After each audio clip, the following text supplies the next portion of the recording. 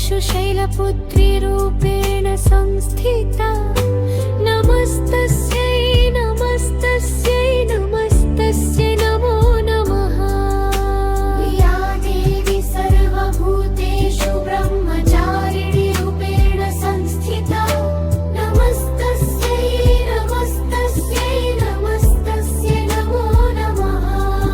या देवी सर्वभूतेषु चन्द्रघण्टारूपेण संस्थिता नमस्तस्यै नमस्तस्यै नमस्तस्यै नमो नमः।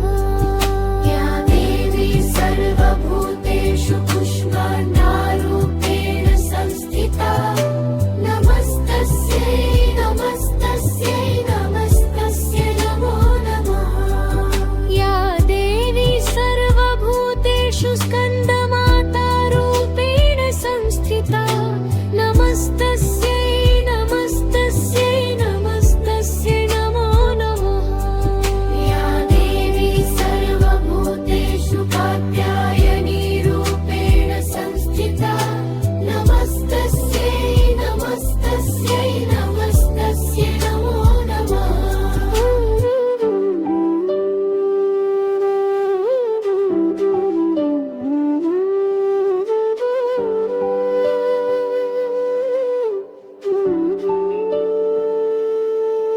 या देवी सर्वभूतेषु कालरात्रिरूपेण संस्थिता नमस्तस्यै नमस्तस्यै नमस्तस्यै नमो नमः।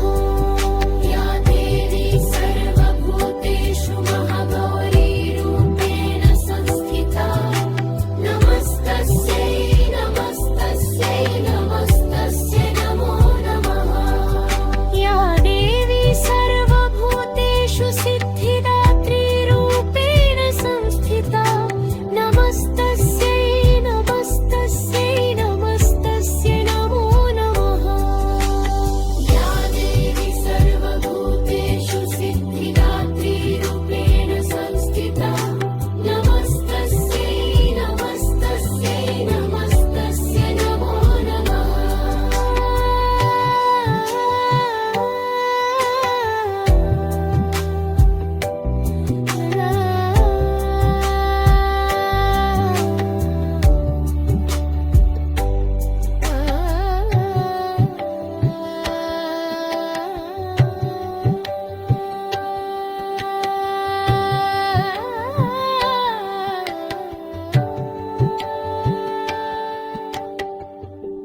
तो जय माता दी, जय माता दी।